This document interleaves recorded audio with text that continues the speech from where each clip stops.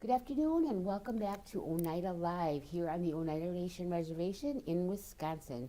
Today is Tuesday, December 2nd, and I'm Crystal Holtz, Senior Communications Specialist for the Communications Department. Today we have the privilege of having Councilwoman Lisa Liggins and Intergovernmental Affairs Director Melinda Danforth here in the studio. They're going to be providing updates as to what things are happening in their respective areas. Ladies? Good afternoon, Crystal. Thank you. I'll be talking about a few things coming from the Secretary's office. I have 5 short updates for you today. The first being the special General Tribal Council meeting that's happening on Monday, this coming Monday the 8th. The meeting starts at 6 p.m. It's at the Oneida Hotel Casino, and the doors open at 4 p.m. The purpose of that meeting is to adopt the FY26 budget. That is the only item on that agenda. You may have seen some community meetings being put together by the Treasurer's Office. I believe the next one is today at 1 p.m. at CIATS. So if you're available to attend, I encourage you to do so. Otherwise, we'll see you Monday at 6 at that General Tribal Council meeting. Following that special GTC meeting, the next General Tribal Council meeting is the annual meeting. So in the Constitution, there's a requirement for both an annual and semi-annual meeting. Those meetings need to occur in January and July respectively. So the annual meeting really talks about the, on that agenda, there's the minutes that need to be approved, there's reporting that happens, the annual reporting, the treasurer's reporting, there's a required land acquisition report, and then at this meeting there are 3 additional items that will be covered. The LOC has completed their work on the sanctions and penalties law. That's been a long-term project taken on by the LOC. They've been working on it for, I believe, over 10 years. Most recently, when it was presented to GTC, it was directed to go back and get some more community input. So all of that work is completed, and they're ready to present it for adoption. The next item is the education credentials and compensation for elected officials of the business committee. This came as a result of action, I believe, last year, where General Tribal Council directed that education credentials be attached to OBC wage. So the business committee assigned that to HRD. That presentation will happen at the annual meeting. That meeting is January 5th at 6 p.m. It is winter.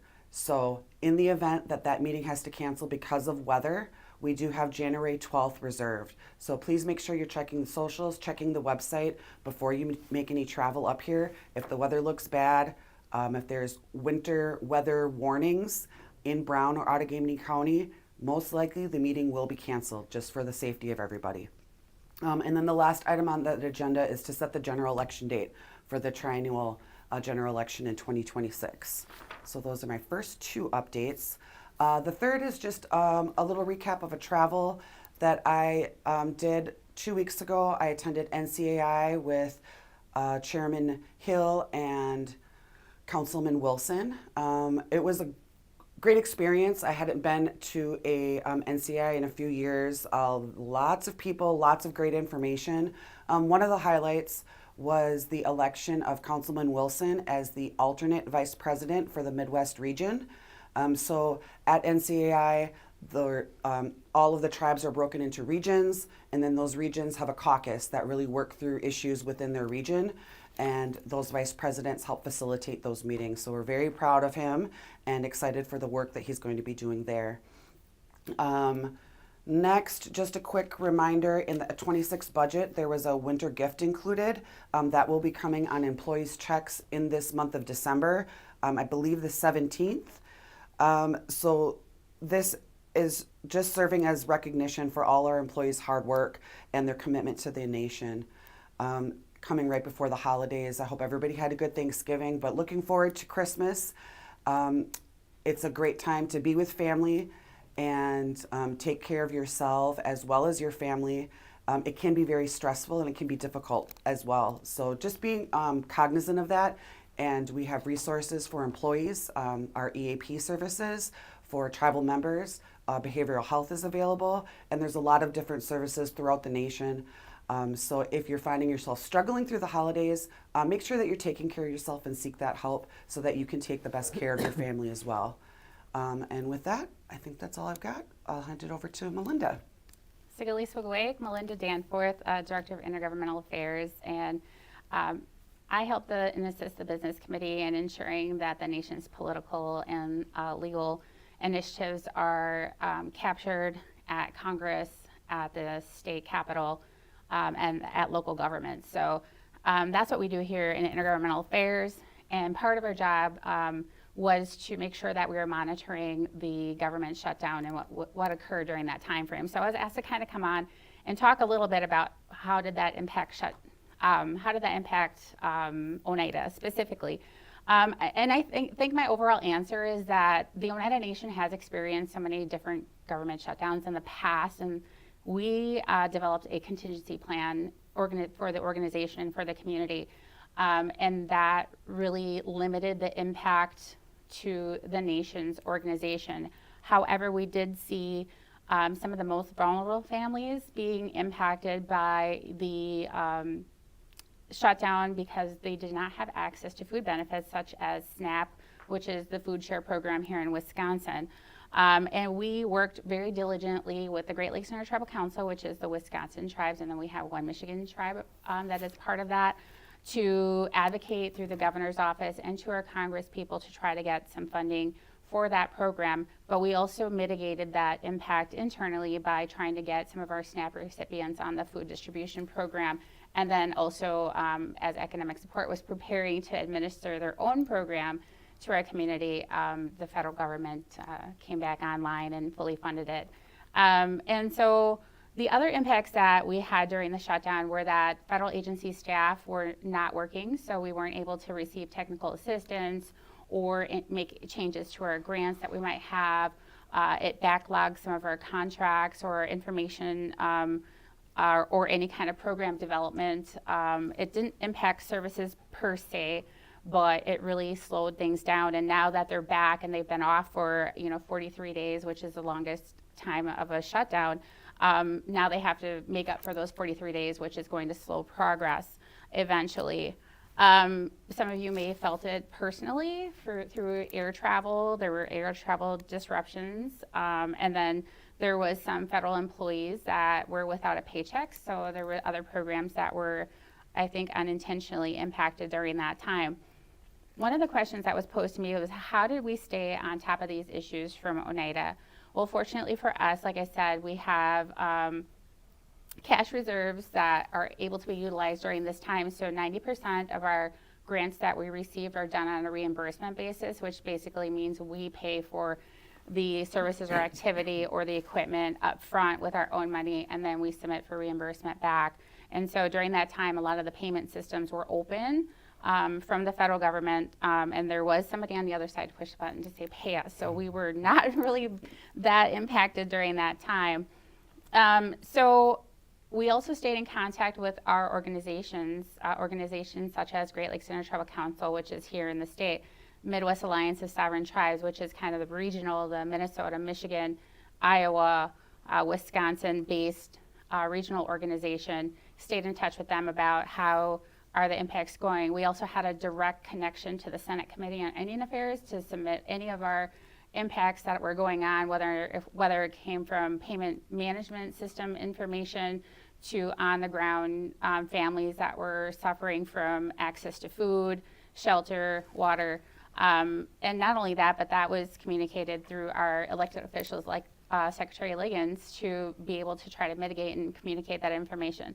We also have direct access to our congressional folks, our senators and our representatives, and they were very helpful during this time to try to understand what is happening on the ground in Oneida and help mitigate those impacts. Unfortunately, the government shutdown were extended because there was a disagreement around the extension of tax credits for health care, formerly known as Obamacare. So that was kind of the mitigating reason why the budget was stalled. Happy to report that the Republicans and Democrats will fight that out at a later time. But for the most part, the SNAP program will be fully funded until the end of September 2026. So food access and benefits should not be affected.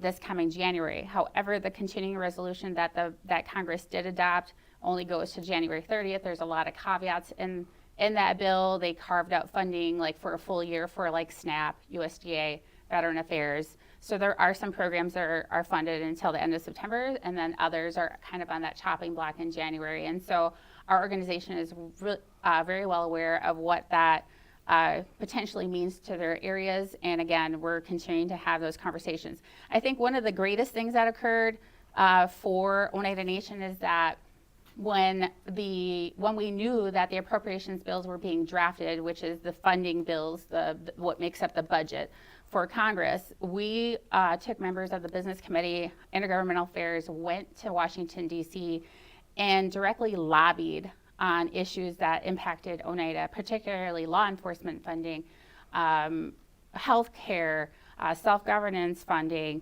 infrastructure monies, economic engines that help to spur our economy. So cultural heritage was at risk through funding and grants and our tribal historic preservation officers funding.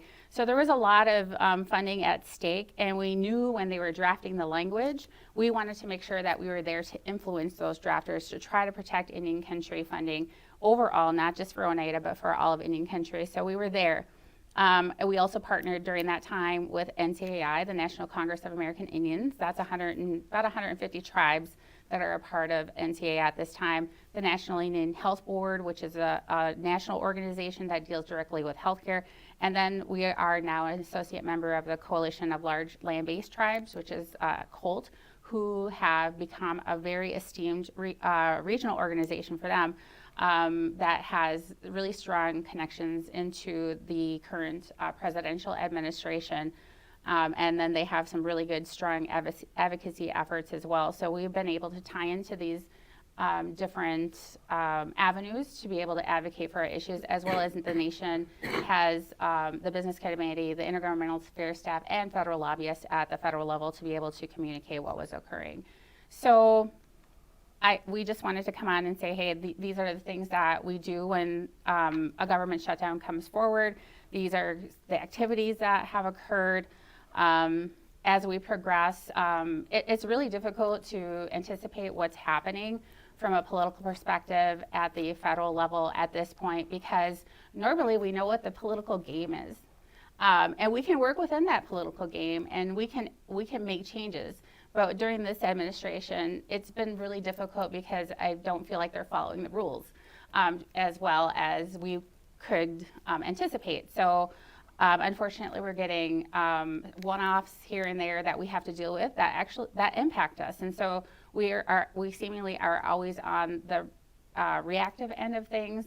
But I have to say that our elected officials and our organization, our finance area, our communications area have been working very diligently to make sure that we are doing the best that we can to protect Oneida and our constituency on the ground. So kudos to all of them for making sure that our community is taken care of. And for the last part was what other important issues are impacting us legislatively from my perspective. Well, there are some things that we need to get in place this coming year with Congress. The Native American Housing, otherwise known as NAHASDA, that funding is for our low-income programs. That hasn't been reauthorized since 2013. And again, with this administration, there was a directive to get rid of those expired programs. But a critical housing program like that cannot just be wiped off the map without having some detriment to not just our community, but communities across the country. And in particular, it was kind of contrary to the administration's philosophy around getting people into owning their own homes and having affordable housing for the entire country. So we're wanting to get that reauthorized. Head Start reauthorization, it was also kind of a worrisome area as well. We're looking at some land legislation for fee to trust.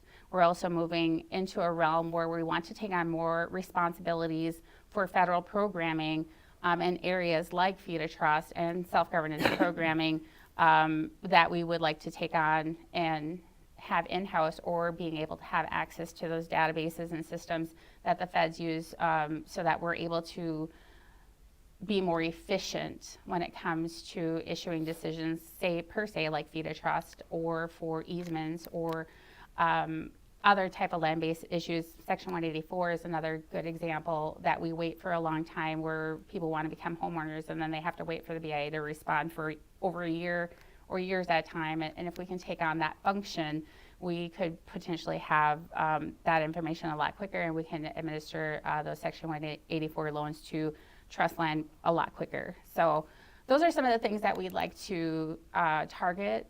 That's obviously not the end-all be-all of intergovernmental affairs, but we have the state side and the local side as well. But we will continue to do the best that we can to defend the Oneida Nation against any impacts that legislatively may impact us. But then we also want to advance some of our own priorities and get things done there. So thank you.